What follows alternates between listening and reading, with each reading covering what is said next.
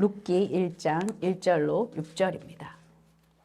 우리 함께 읽겠습니다. 저와 여러분이 함께 합독하겠습니다. 시작. 사사시대에 그 땅에 기근이 든 일이 있었다. 그때 유다 베들레헴 태생의 한 남자가 모압 지방으로 가서 임시로 살려고 아내와 두 아들을 데리고 길을 떠났다. 그 남자의 이름은 엘리멜렉이고 아내의 이름은 나오미이며 말론과 기론이다. 그들은 유다 베들레헴 태생으로서 사람인데 모압 지방으로 건너가 거기에서 살았다. 그러다가 나오미의 남편 엘리멜렉이 죽고 나오미와 두 아들만 남았다.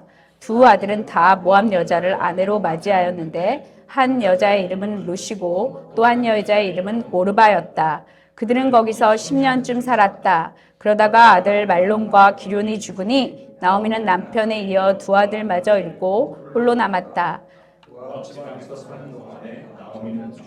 백성을 돌보셔서 고향에 풍년이 들게 하셨다는 말을 듣고 두 며느리와 함께 모압 지방을 떠날 채비를 차렸다. 아멘. 오늘부터 저는 약 2달간 룻기를 통해 주시는 하나님의 은혜를 나누고자 합니다. 우리가 잘 아는 것처럼 룻기는 사사기와 사무엘상 사이에 위치하고 있습니다. 사사기의 사사시대와 사무엘상, 그러니까 이 왕정시대를 이어주는 다리 역할을 하고 있습니다. 그런데 히브리 성경에서는 이 룻기가 역사서에 있지 않습니다. 히브리 성경에서 이 룻기는 케투빔이라는 성문서 안에 있습니다. 그리고 위치는 잠언서 다음에 위치합니다. 즉 잠언서 31장에서 현숙한 여인의 예를 이 룻기로 보고 잠언 다음에 룻기를 기록한 것입니다. 또한 히브리 성경에서 이 룻기는요, 5축 안에 듭니다. 유대인들은 5개의 축하하는 절기 안에 각각 5권의 책을 읽었는데요. 이 룻기는 말하자면 이스라엘 백성들이 오순절, 즉 맥추절이라고 불리는 축제 절기 때 아직도 읽는 책 중에 하나입니다. 룻기는요, 여러 가지 특징이 있지만 성경 66권 가운데 이방인들의 이름을 따서 붙여진 2권의 책 중 하나입니다. 하나는 누가복음이고요. 하나는 룻기입니다. 또한 66권의 책 중에 여성의 이름으로 지어진 2권의 책입니다. 하나는 에스더요. 하나는 룻기입니다. 자, 우리가 알다시피 에스더는요, 유대인 여자로서 이방인 남자와 결혼하여 이방 땅에서 살았던 사람입니다. 맞죠? 그러나 룻기는 어떻습니까? 이방인 여자로 유대인 남자와 결혼하여 유대 땅에서 살았던 사람입니다. 굉장히 재밌습니다. 이 룻기는.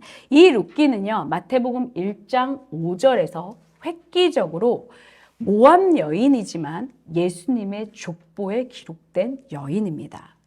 당시에 이스라엘 백성만이 선민이고 남자만이 사람으로 취급되었던 그 시대를 생각하면 참으로 파격적입니다. 우리 하나님은 옛날이나 지금이나 사람을 인종이나 성별로 절대 차별하지 않는 분임을 우리는 알 수 있습니다. 오늘은 룻기 서론에 해당하는 1장 1절부터 6절까지를 나누어 볼 텐데요. 이 짧은 구절 안에 우리는 룻기를 이해하는 데 필요한 모든 재료들을 발견하게 됩니다. 먼저 우리 1절을 다시 한번 읽어볼까요? 우리 먼저 룻기 1장 1절 읽겠습니다. 시작. 사사시대에 그 땅에 기근이 든 일이 있었다. 그때 유다 베들레헴 태생의 한 남자가 모압 지방으로 가서 임시로 살려고 아내와 두 아들을 데리고 길을 떠났다. 룻기의 시대적 배경은 사사들이 치리하던 때, 사사시대라고 말합니다. 사사시대는요, 우리가 잘 알다시피 여호수아가 죽은 때부터 사무엘이 왕으로 등극하기까지의 약 350년을 가르칩니다. 그러니까 이 사사시대의 특징은요, 바로 룻기 1장 1절 앞에 말하자면 사사기 21장 25절에 기록되어 있습니다. 우리 함께 한번 룻기의 사사기 시대의 특징을 읽어볼까요? 자, 바로 앞절입니다. 사사기 21장 25절 시작. 그때에는 이스라엘에 왕이 없었으므로 사람들은 저마다 자기의 뜻에 맞는 대로 하였다. 네, 사사시대는 이렇게 왕이 하나님이 있음에도 불구하고 왕이 없다고 자기 뜻대로 행했던 시대입니다. 외부적으로는 계속해서 이방인들의 전쟁을 치러야 했고 내부적으로는 영적으로, 도덕적으로, 사회적으로, 종교적으로 완전히 타락한 무질서와 혼란의 시대였습니다. 때는 사사시대지만 장소는 그 땅, 즉 가나안입니다. 그 땅이 어디인가요? 하나님께서 아브라함 때부터 약속하셨던 그 약속의 땅입니다. 신명기 30장에 보면요, 이 약속의 땅은요, 그야말로 풍요와 모든 것이 풍족한 약속의 땅입니다. 적과 꿀이 흐리는 그 땅에 그런데 흉년이 들었습니다.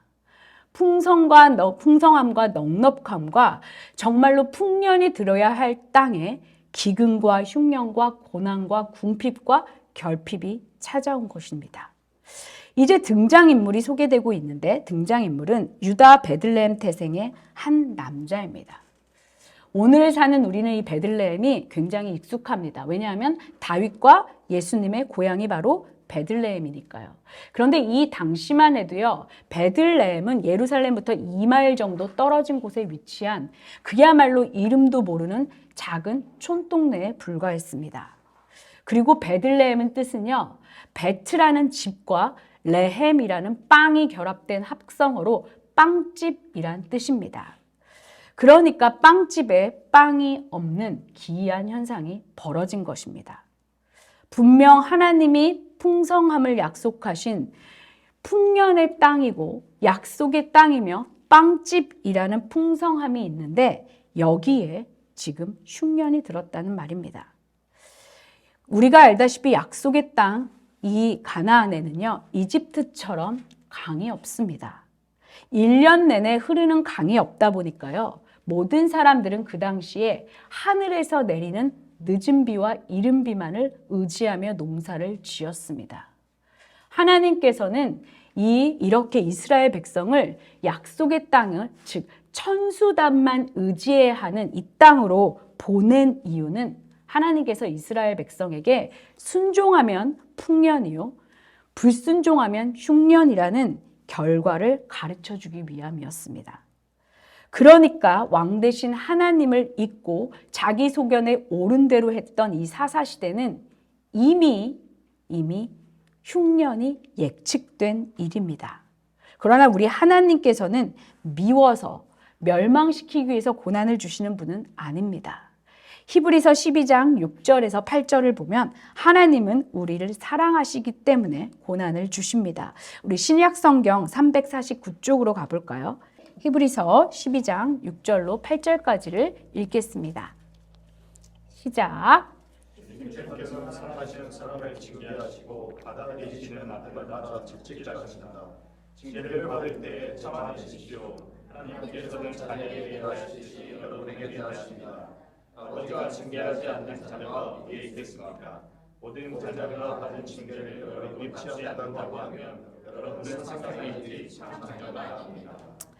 그러니까 하나님은 흉년을 통해서 이스라엘 백성이 하나님만 바라보기를 원하셨습니다. 그런데 이 기근의 때에 유다 베들레헴의 한 남자가 흉년을 피해 모압으로 갑니다. 1절의 기록대로 모압으로 이사간 것이 아니라 흉년을 피해서 잠시 살러 간 것입니다. 여기서 가서라는 동사는요, 히브리어에서 3인칭 단수 남성형으로 되어 있습니다. 그러니까 베들레헴에 흉년이 들었다고 해서 모두가 내려간 것이 아니라 이 남자 혼자 결정한 일이라는 것입니다. 흉년이 들었지만 이 사람이 그렇다고 뭔가 큰 야망이나 욕심이 있어서 간 것이 아닙니다. 그저 자기 가족이 좀 더 잘 먹고 살기 위해서 이런 결정을 내렸습니다. 이제 2절에서는 이 남자의 가족이 소개됩니다. 우리 함께 2절 읽을까요? 자, 계속해서 룻기 1장 2절을 읽겠습니다. 시작. 그 남자의 이름은 엘리멜렉이고 아내의 이름은 나오미이며 두 아들의 이름은 말론과 기돈이다. 그들은 유다 베들레헴 태생으로서 에브라 가문 사람인데 모압 지방으로 건너가 거기에서 살았다. 자, 엘레멜렉이라는 사람인데요. 엘리라는 말은요, 나의 하나님이란 말입니다. 멜렉은 왕입니다. 그러니까 이 뜻은요, 나의 하나님은 왕이시다라는 뜻이 됩니다. 분명히 이름은요, 나의 하나님은 왕이라고 해놓고 사실은 이 사람의 삶은 전혀 아닙니다. 1절에서 언급된 사사시대와 비슷합니다. 하나님이 왕으로 계신데도 사람들은 자기 소견에 옳은 대로 했던 것처럼 이 엘리멜렉이라는 사람도 나의 하나님은 왕이라고 고백은 하지만 어려움이 닥치자 하나님이 왕이 아니라 자기 스스로 왕이 되어서 마음대로 모압 땅으로 살려고 간 것입니다. 지금으로 말하면 분명히 예수 믿는 크리스찬입니다. 그런데 어려움이 닥치면 기도나 하나님의 뜻 따위는 상관없이 자기의 유익대로 결정해서 산다는 것이죠. 무늬만 크리스천인 사람이라는 말입니다. 게다가 이 사람은요, 당시의 유대인들은 히브리식으로 이름을 지었습니다. 그런데 이 엘리멜렉은 자녀의 이름을 히브리식이 아니라 그 당시에 가나안식으로 말론과 기론으로 짓습니다. 히브리 사람들은 이름에 뜻이 있었지만 이 이름을 뜻하자면 말론은 병약한 자요, 기론은 쇠약한 자란 뜻입니다. 그러니까 가나안식이라는 말입니다.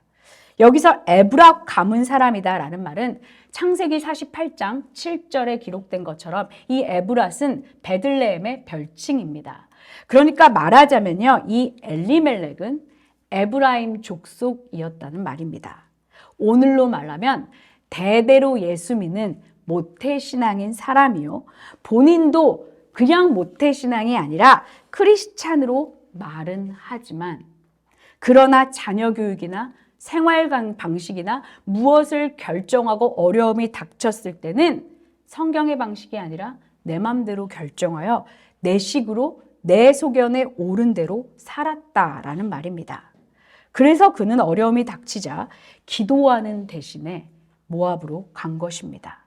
입으로는 하나님을 왕으로 고백해 놓고 머리로는 하나님이 왕인 것을 알지만 스스로 왕이 되어 결정한 것입니다. 우리들의 삶과 이 사회적 상황을 보는 것과 너무나 비슷합니다. 물론 잠깐 살려고 간 것입니다. NIV 성경을 보면요, 1절에서 분명 이렇게 말합니다. Went, live for a while.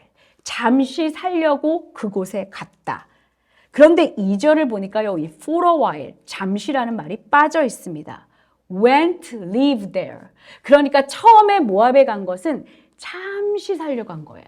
그런데 모압에 가보니 마음이 바뀐 겁니다. 그래서 그곳에 정착합니다. 그래서 NLT 성경은 여기 부분을요, They settled there. 거기서 정착해 버렸다라고 씁니다. 왜 그랬을까요? 모압에 막상 잠깐 가려고 가봤는데 너무 좋았던 것입니다. 약속의 땅은 흉년이었는데 모압은 풍성했다는 말입니다. 모압은 서쪽으로는 사해가 있고요, 북쪽에는 아르논강이 있고 남쪽에는 세렛강을 끼고 있는 그야말로 완전히 넓고 푸른 고원지도에 자리 잡고 있습니다. 게다가 이들이 간 북부 모압은 비가 많고 아주 많이 좋은 고원지대입니다. 하나님이 주신 약속의 땅은 흉년인데 잠시 가려고 가서 보니까 이 모압이 너무 좋은 겁니다. 그래서 그는 머물러 버립니다. 이런 겁니다. 오늘까지만, 이번까지만, 여기까지만 조금만 더 내가 원하는 대로만 해보고 다시 하나님께 가면 되지 뭐. 오늘만 이 선을 넘어보고 요 자녀까지만 내 맘대로 해보고 이 프로젝트까지만 내 뜻대로 해보고 다음부터 정직하게 하면 되지 뭐. 처음부터 어떤 의도나 욕심이나 야망 때문에 그런 게 아닙니다. 그냥 단지 살려고 조금 더 빵을 얻고 싶어서 그런 것뿐입니다. 그런데 이 결정의 결과를 보십시오. 우리 3절 함께 읽을까요? 자, 룻기 1장 3절입니다. 시작. 그러다가 나오미 남편이 죽고 나오미와 그 아들만 남았다. 이민을 결단한 엘레멜렉이 그러다가 죽습니다. 이 그러다가라는 단어가 너무 마음에 와닿습니다. 잠시 머물려고 했는데 너무 좋으니까 이제 좀 제대로 살아보려 봐야겠다라고 그러다가 죽은 것입니다. 잘 살아보려고 갔는데 살아보지도 못하고 죽어버린 것입니다. 이것이 한 치 앞도 가늠할 수 없는 인간의 판단의 한계입니다. 물론 우리는 엘리멜렉이 왜 죽었는지 모릅니다. 성경은 침묵하고 있으니까요. 그래서 많은 사람들이 적용하는 것처럼 빵이 없다고 어려움이 없다고 교회를 떠나면 안 돼. 이 교회 공동체를 떠나면 이렇게 죽어. 라는 식으로 적용하면 큰일 납니다. 기근을 통해 이동하는 것은 성경에 많이 나와 있습니다. 아브라함은 물론 기근을 피해 애굽으로 갔다가 어려움을 당했지만요. 야곱과 그의 가족들이 기근을 피해서 애굽으로 간 것은 하나님의 뜻이었습니다. 그러나 지금 엘리멜렉의 문제는요. 하나님이 왕이심에도 불구하고 묻지 않고 단지 자기 가족들의 물질적인 안정을 위해 떠났다는 데 문제가 있습니다. 그가 선택한 동기와 선택까지의 과정이 다 잘못되었다는 말입니다. 우리의 선택에서 중요한 것은요, 우리가 어떤 의도를 가지고 왜 그런 선택을 어떤 과정을 거쳐서 했느냐가 중요합니다. 그저 싸잡아서 모든 선택을 비난하고 정죄해서는 안 됩니다. 어쨌든 나오미는 남편을 잃어버렸습니다. 우리로서는 이해하기 어렵지만 이 당시에서 여자들에게 남편이란 존재는요, 우리의 상상을 초월합니다. 남편의 죽음 후에 나오미는 영구적으로 눌러앉아 버립니다. 낯선 땅에서 남편은 잃어버렸지만 나오미는 아직도 기둥 같은 두 아들이 있습니다. 당시 시대 상황을 보면요, 남편이 없어도 아들이 있다는 것은 자기의 미래를 보장받을 수 있다는 말입니다. 게다가 그 아들들이 결혼하여 손자라도 생기면 계속해서 자기 기업, 가문의 유업이 계속해서 이어집니다. 자기의 삶이 보장됩니다. 다시 말하면 나오미는 아직 바닥을 치지 않았습니다. 아직도 자기 손에 쥔 게 너무 많습니다. 그래서 나오미는 자기가 쥔 것으로 나름 현실적인 대안을 가지고 아들들을 결혼시킨 것입니다. 자기도 이를 통해서 뭔가 보장받을 수 있는 뭔가가 아직 나오미의 손에 있는 것입니다. 이제 4절을 함께 읽겠습니다. 4절 읽을까요? 시작. 두 아들은 또한 모압 여자를 아내로 맞이하였는데 한 여자의 이름은 루시고 또 한 여자의 이름은 모르바였다. 그들은 거기서 10년쯤 지냈다. 나오미가 아들 둘을 결혼시킨 것을 보면 아직도 나오미 손에는 돈이 좀 있었던 것 같습니다. 우리가 창세기를 보면 야곱은요, 빈손이었습니다. 그래서 아내를 얻기 위해 삼촌 라반의 집에서 14년을 그냥 일합니다. 그런데 나오미는요, 아직도 2명의 아들들을 결혼시킬 만한 재력이 있었습니다. 아직도 2이나 아들이 있고 재력도 손에 있었으니 지금 나오미는 남편이 죽어도 괜찮습니다. 지금 우리는 나오미에게 영적 센스라는 것은 찾아볼 수가 없습니다. 한 번도 영적 감각이 존재하지 않았던 사람 같습니다. 완전히 영적인 눈이 감겨져 있습니다.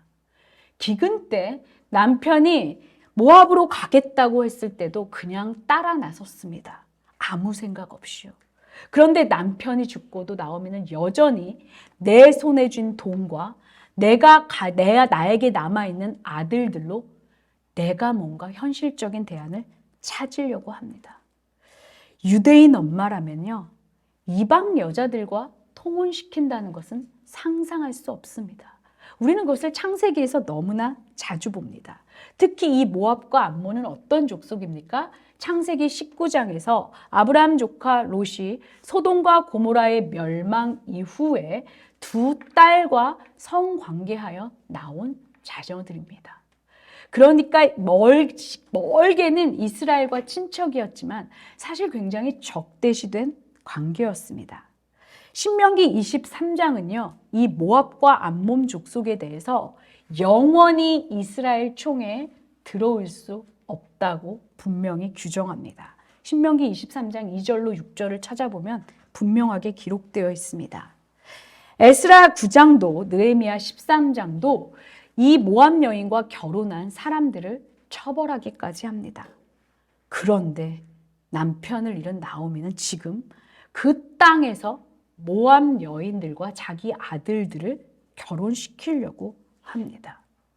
살기 위해 어느 정도 인간적인 방법과 계획을 실행시키는 것이 나오미 딴에는 지혜롭다고 생각했던 것입니다.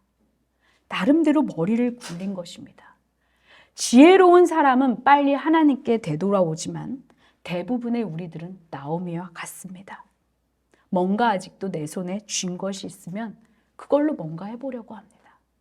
여전히 내 편을 들어주는 사람들, 여전히 내 수중에 돈이 남아있고 아직도 기댈 무언가가 있으면 우리는 자꾸 그걸로 뭔가 하려고 합니다. 뭔가 남아있는 한 우리는 절대 하나님께 납작 엎드리려고 하지 않습니다.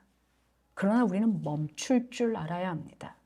뭔가가 막히거나 내 뜻대로 안 풀리거나 뭔가가 자꾸 앞에 가로막힐 때 우리는 영적 센스를 작동시켜서 뭐지 이건? 하고 하나님께 돌아가야 합니다. 그러나 나오미는 전혀 그럴 만한 마음이 없습니다. 그녀는 지금 손에 쥔 모든 것을 잃어버립니다. 우리 5절 한번 읽어볼까요? 5절 읽겠습니다. 시작. 그러다가 그 남편과 아기를 죽으니 나오미는 남편에 이어 또 아들마저 잃고 홀로 남았다. 홀로 남았다. 굉장히 재밌는 표현이요. NLT 성경을 읽다 보면 나오는데요. NLT 성경은 3절과 5절을 with, 가지고, 그리고 without, 가지고 있지 않다라는 전치사를 써서 표현합니다. 3절의 나오미는요. 나오미 was left with her two sons. 그녀의 두 아들을 가지고 남아 있었다라고 표현합니다. 그런데 5절에서는요. without two sons. 가지고 있지 않고 홀로 남았다고 표현을 합니다. 더 심각한 것은 모든 것을 계획하여 재산까지 쓰며 아들들을 결혼시켰는데요. 10년이 지나도 뭡니까? 자녀가 없다는 겁니다. 결국 나오미의 계획대로 된 건 하나도 없습니다. 남은 돈으로 남아있는 아들들을 결혼시켰는데 그들은 손자도 남기지 않은 채 죽어버린 것입니다. 나오미의 모든 계획은 물거품이 되었고 그녀의 인생도 빈수레가 되었습니다. 분명히 살아보려고 한 선택이었는데 지금 남은 건 죽음뿐입니다. 뭔가 잘해보려고 나름 최선을 다해 선택하여 결정한 건데 그 결과가 비참한 적이 우리에게 얼마나 많습니까? 우리가 그렇다고 대단한 야망이나 욕심 때문에 그런 게 아닌데 그저 조금 더 잘 살아보려고 조금 더 열심히 해보려고 한 것인데 우리의 선택의 결과가 언제나 우리가 기대대로 되지 않았다는 말입니다. 우리는요, 내 계획과 내 기대대로 인생이 풀리지 않는다는 걸 너무나 잘 압니다. 왜냐하면 하나님이 개입하시는 인생에 그런 법은 없기 때문입니다. 21세기를 살아가는 우리는 지금 나오미의 상실의 정도를 이해할 수 없습니다. 요즘은 혼자 살아도 잘 살고 비혼주의자도 많으니까요. 그런데 당시 여자는요, 철저하게 남자에게 종속된 존재였고 아내는요, 남편의 재산 중 하나였습니다. 십계명을 보면요, 너무나 잘 나타납니다. 십계명의 10번째 계명에서 이웃의 재산을 탐하지 말라는 재산 목록에는 가축과 남종과 여종도 있지만 아내도 포함되어 있습니다. 그러니까 이웃의 재산, 이 재산 목록에 아내가 있었다는 말입니다. 그러니까 여자는 결혼하기 전에 아버지에게 속한 존재였고 아버지가 부재할 때는 큰 오빠에게 종속된 존재였습니다. 그리고 남편이 죽은 후에는 장남에게 종속된 존재가 바로 여자였다는 말입니다. 여자에게는 독립적인 법적 권한이 없었습니다. 남편과 아들이 없는 여성들은요, 학대와 착취와 폭행, 그리고 성매매를 당하기 일쑤였습니다. 이들을 학대한다 해도요, 법적으로 얼마든지 처벌받지 않을 수 있었습니다. 폐경이 가까운 과부 나오미는요, 우리가 욥기에서 읽는 욥과는 차원이 다릅니다. 욥은 여전히 다시 시작할 수 있는 가능성이 1이라도 있었습니다. 그런데 폐경이 가까운 나오미에게는 회복 가능성이 0입니다. 추락의 추락을 거듭하고 최악의 상실을 경험하는 것도 힘든데 재기 불가의 상태가 된 것입니다. 이런 나오미에게 우리가 만일 괜찮아, 할 수 있어 라고 말하는 것은요, 그야말로 희망 고문입니다. 나오미 입장에서 얼마나 억울했을까요? 나쁜 의도가 있었던 것도 아닙니다. 하나님을 떠난 것도 아닙니다. 하나님을 안 믿은 것도 아닙니다. 그저 흉년을 피해 좀 더 잘 살아보려고 간 길이었는데 남편도 죽고 두 아들도 죽어버린 것입니다. 곡식의 흉년만 만난 줄 알았는데 자기 인생의 최악의 흉년을 경험한 것입니다. 이럴 때 세상 사람들은 말합니다. 이제 다 끝났어. 포기해. 이제는 완전히 끝나버렸어. 내가 뭘 그렇게 잘못했지? 왜 나한테 하나님이 이러시는 거지? 도대체 왜? 라고 책을 덮어버립니다. 그런데 우리가 믿는 성경은요, 이런 세상의 공식에 결코 동의하지 않습니다. 인간이 끝났다고 하는 영점의 포인트가 하나님의 시작 포인트가 되기 때문입니다. 세상은 끝났다고 말하지만 하나님은요, 사실 이 6절부터 하나님의 스토리를 쓰시기 시작하십니다. 5절에서 사람들은 이제 끝났네, 완전 끝이네 라고 책을 덮어버립니다. 그러나 하나님은 이제 1장 6절부터 이제부터 룻기의 스토리가 시작된다 하고 그때서야 비로소 펜을 드신다는 말입니다. 우리가 사는 세상, 우리가 맞닥뜨린 우리의 인생도요, 너무나 비참한 상황들이 벌어집니다. 그러나 그 누구도 무엇도 하나님이 쓰시는 우리의 인생 스토리를 막을 것은 없습니다. 세상의 어떤 악도, 어떤 실패도, 어떤 회복 불가능한 상황도 하나님의 일을 막을 수는 없다는 말입니다. 하나님은 이런 패역한 시대에 회복 불가능한 가정에 재기 불능한 인생에 찾아오셔서 회복을 넘어서는 복을 주십니다.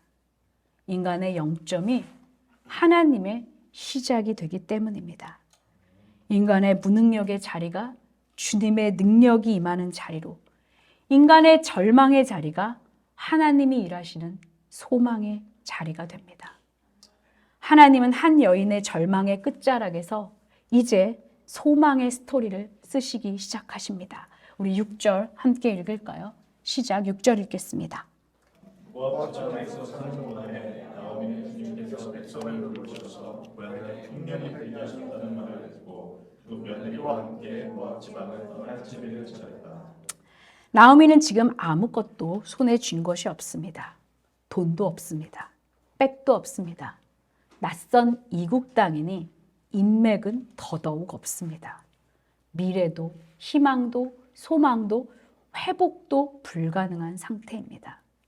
그런데 이때 나오미가 고향 땅의 소식을 듣습니다. 주님께서 백성을 돌보셔서 고향에 풍년이 들게 하셨다는 소식입니다. 영점의 순간에 그녀는 비어버린 빵집에 빵이 생겼다는 소식을 들었습니다. 저는 나오미가 뭔가를 가졌다면 이 소식이 들리지 않았을 거라고 생각합니다. 분명히 그녀는 뭔가 변화가 일어났습니다. 예전에는 그냥 지나쳤어도 될 법한 소식입니다. 만약 나오미가 모압 땅에서 잘 먹고 잘 사고 자기 계획대로 됐다면 이 소식을 들어도 나오미는 머물러 있었을 것입니다. 왜요? 모든 일상이 내 중심대로, 내 원하는 대로 돌아가고 있으니까요. 그런데 남편을 따라갔고 남편이 죽고 아들도 죽었습니다. 하나님을 잊은 것도 아니요. 여전히 신앙인이었습니다. 그런데 아무것도 남아있는 것이 없자 이제는 그의 육적인 눈이 닫히고 영적인 눈이 떠지기 시작합니다. 세상을 향한 모든 귀가 닫히고 하나님을 향한 귀가 열리는 것입니다. 이것이 고난이 주는 축복입니다. 우리 역시 그렇습니다. 우리는 언제나 성경을 말합니다. 하나님을 믿는다고, 하나님이 왕이라고 고백도 하고 찬양도 합니다. 울기도 합니다. 그러나 우리는 일상을 여전히 내 중심적으로 살아갑니다. 그러다가 어려움이 생기고 계속하여 힘들어지면 그때서야 우리의 육적인 눈과 사회에 열려있던 모든 귀가 닫히면서 하나님을 향한 눈과 귀가 열리는 것을 저와 여러분은 너무나 많이 경험합니다. 이제 하나님이 돌보심으로 먹을 것을 주셨다는 소식을 들은 나오미는 들은 것으로 그치지 않습니다. 이 깨달음이 깨달은 것으로 그치지 않습니다. 그녀는 이제 압니다. 세상의 줄은 모두 끊어지지만 하나님의 줄만이 영원하다는 것을 알고 모든 세포들이 이제 반응하기 시작합니다. 그래서 나오미는 일어섭니다. 저는 나오미의 심정을 생각해 보았습니다. 대단한 욕심이나 야망이 있어서 남편을 따라온 것이 아닌데 나오미는 얼마나 억울했을까? 그렇다고 나오미가 하나님을 떠난 것도 아니고 예수를 안 믿은 것, 지금으로 말하면 예수를 안 믿는 것도 아니었는데 그저 최선을 다해 주어진 상황에서 선택하며 열심히 살았던 것뿐인데 왜 풀리는 것 하나 없이 모든 것을 잃었을까? 나오미는 고향의 소식을 듣고 억울해할 수 있었습니다. 이럴 줄 알았으면 오지나 말걸. 내가 왜 그랬지? 하나님은 뭐 이러시나? 막아주시지. 내가 못 오게 막아주시면 됐었지. 그녀는 이 소식을 듣고 후회와 체념과 절망과 화로 시간을 낭비하지 않았습니다. 그녀는 수치와 절망과 후회와 아픔을 딛고 일어나 떠날 채비를 합니다. 우리도 마찬가지입니다. 깨달았다면 방향을 틀고 일어나야 합니다. 하나님이 인정하시지 않는 길로부터 돌아서야만 합니다. 6절을 보세요. 두 며느리와 함께 모압 지방을 떠날 채비를 차렸다. 우리가 하나님이 원하시는 right place로 가기 위해는요. 지금 머물고 있는 wrong place를 떠나야 한다는 말입니다. 우리가 right place가 저쪽이 것을 알면서도 wrong place에 있는 시간이 아까워서 여기가 좋아서 여기가 편해서 안주하고 있으면 안 된다는 말입니다. 10년이나 머물렀는데 너무 아깝잖아 라고 말해서는 너무나 바보 같다는 말입니다. 잘못된 장소라면 지금 말을 빼야 합니다. 아니란 걸 알면서도 여전히 머물면서 무작정 하나님이 나를 위해 뭔가 해주시겠지 하는 것은요. 사실상 너무나 무책임한 행동입니다. 몸에 밴 익숙해진 문화와 습관을 단절해야 합니다. 물론 떠난다고 해서 뭔가 보장되거나 달라지는 것은 아무것도 없습니다. 그러나 우리의 깨달음은 반드시 손과 발로 연결되어야 합니다. 그렇지 않으면 수백 번 아니 수만 번 깨달아도 우리의 인생은 변하지 않습니다. 혹시 우리 중에 하나님이 뭔가 깨닫게 해주셨는데 이대로는 안 되는데 여기서 이러고 있으면 안 되는데 라며 알면서도 머물러 있는 분이 계십니까? 가슴치고 후회만 하면서 왜 그러셨어요? 라는 질문만 하면서 하나님이 그 질문에 대답도 안 해주시는데 그저 그렇게 자리에 주저앉아 있지는 않습니까? 너무 늦었다는 핑계를 대면서 말입니다. 뭔가 달라질까? 간다고 뭐가 달라져? 라는 두려움에 어차피 안 될 텐데 라는 패배감에 쌓여서 여전히 자리를 깔고 앉아서는 안 됩니다. 하나님을 믿는 우리에게는요.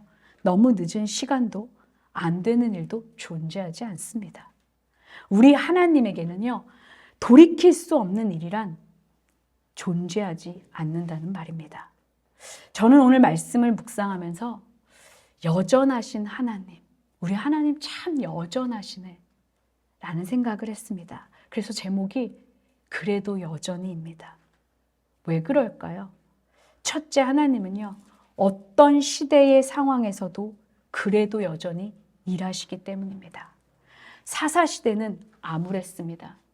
도저히 희망이라고는 보이지 않는 시대였습니다. 영적 지도자들은 다 타락했습니다. 모두가 자기 소견에 옳은 대로 합니다. 도덕적으로, 정치적으로, 영적으로, 사회적으로 한마디로 엉망진창인 시대입니다. 우리가 사는 오늘날과 너무 비슷합니다. 믿는다고 하지만 믿는 사람들이 더할 때가 있습니다. 그래서 우리는 이 극악한 시대에 과연 나는 어떻게 살아야 하지? 라고 절망할 때가 있습니다. 그러나 룻기는요, 스스로 왕이 되어 나의 하나님은 왕이다라고 말하지만 스스로 왕이 된 그 시대를 향해 하나님은 말합니다. 그래도 여전히 나 하나님이 왕이야. 하나님은 그렇게 선포하시면서 그래도 여전히 그 암흑과 같은 시대에서 역사하고 계시다는 말입니다. 이것이 어찌 우리 국가나 사회에 일어나는 일일까요? 우리의 인생이, 우리의 가정이 어쩌면 혹독한 터널의 시기를 지나고 있을지 모릅니다. 겨울의 시절입니다. 그러나 그 시간에도 우리 하나님은 그래도 여전히 일하신다는 말입니다. 우리 인생과 가정과 직장과 사회와 국가에 하나님이 일하실 수 없는 깊은 어둠의 시간은 없습니다.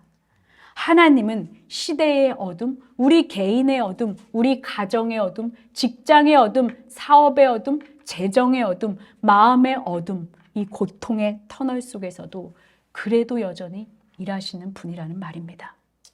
둘째, 우리 하나님은 당신의 백성을 그래도 여전히 돌보시는 분입니다. 엘리멜렉은 나의 하나님은 왕이다라고 말하지만 여전히 위기 낼 순간에 자기 마음대로 행동합니다. 나오미도 마찬가지입니다.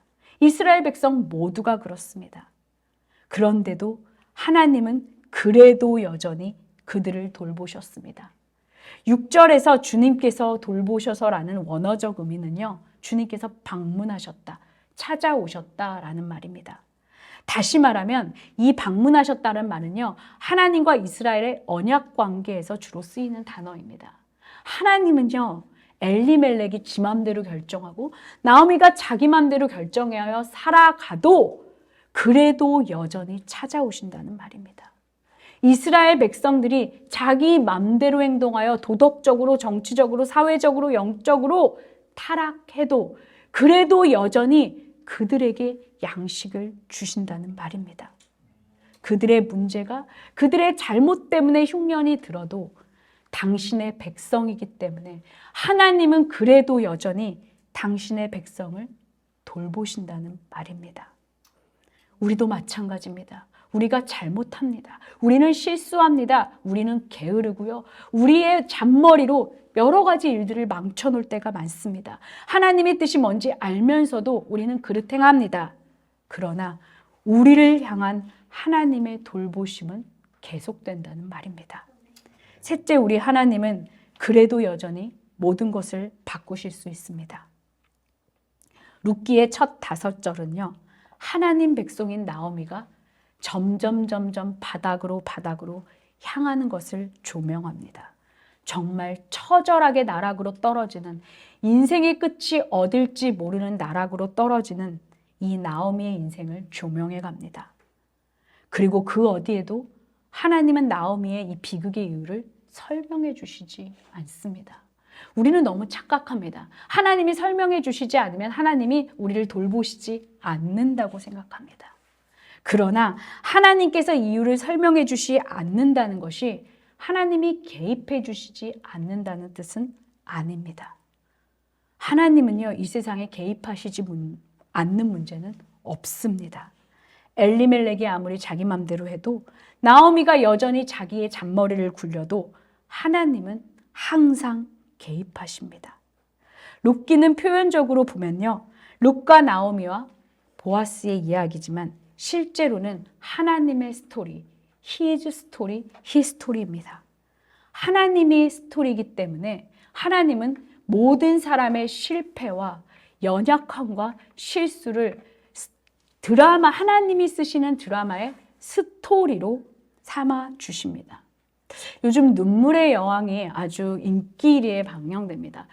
그래서 저는 근데 별로 드라마를 잘 좋아하진 않아요. 왜냐하면 막 무서워요, 드라마를 보면. 주인공들이 당하는 그 아픔과 그 실수와 실패와 연약함과 고통이 막 가슴이 졸여가지고 저는 잘 못 봅니다. 그러나 사실 주인공의 아픔과 상처와 얼룩과 실패는요, 드라마 작가가 쓰는 드라마의 일부가 됩니다. 다 모든 것이요, 드라마의 재료가 된다는 말입니다. 저와 여러분의 인생도 마찬가지입니다. 우리의 인생의 드라마를 쓰시는 분은 저와 여러분이 아닙니다. 우리 하나님이십니다. 하나님이 저와 여러분의 인생 작가십니다. 그렇기 때문에 우리의 실수와 실패와 연약함은요, 하나님이 쓰시는 드라마의 재료가 된다는 말입니다. 우리의 잔머리도, 우리의 이기심도, 우리의 욕심도, 그래서 빚어진 여러 가지 실수와 실패도 하나님이 쓰시는 드라마의 일부가 된다는 말입니다. 그러니까 하나님이 손댈 수 없는 우리의 실수와 실패는 그 어디에도 존재하지 않습니다. 하나님이 손댈 수 없는 우리의 문제는 그 어디에도 없습니다. 우리의 실패가 회복 불능처럼 보여도 하나님의 은혜를 벗어날 수는 없다는 말입니다. 하나님은요, 이 모든 것들을 사용하셔서 놀랍도록 역사하십니다. 우리 로마서 8장 28절, 우리 상준 형제님 읽어주시겠는데요. 우리 한번 로마서 8장 28절 들어볼까요? 시작. 하나님을 사랑하는 사람들, 곧 하나님의 뜻대로 부르심을 받은 사람들에게는 모든 일이 서로 협력해서 선을 이룬다는 것을 우리는 압니다. 아멘. 우리는 룻기를 함께 나누며 이 성경의 구절이 우리의 머릿속에 그저 성경의 로마서 한 구석에 있는 구절이 아니라 정말 이 구절이 현실에서 구체화되는 것을 목격해 갈 것입니다. 이제 말씀을 맺고자 합니다. 사사시대 같은 혼미한 세상이라도 그래도 여전히 하나님은 일하고 계십니다. 인간의 실수와 실패에도 하나님은 그래도 여전히 하나님의 백성을 돌보십니다. 모두가 고개를 저으며 끝이라고 책을 덮어도 하나님은 계속해서 우리의 인생의 스토리를 써가십니다. 오히려 거기서부터 시작이라고 하나님은 룻기 1장 6절부터 하나님의 스토리를 다시 쓰기 시작합니다. 아무리 우리가 나오미처럼 빈손으로 홀로 남겨져 있다 해도 우리가 하나님의 손을 잡으면 모든 것이 달라집니다. 우리 인생이 어느 시간에 있든 우리의 실수와 실패가 어디까지 갔든 우리가 지금 인생의 끝판을 달리고 있던 하나님의 이제 일어나 여전하신 하나님의 손을 잡으십시오. 여전하신 주님께서 이 모든 것들을 합하여 합력하여 선을 이루며 하나님의 스토리를 써가시기 시작할 것입니다.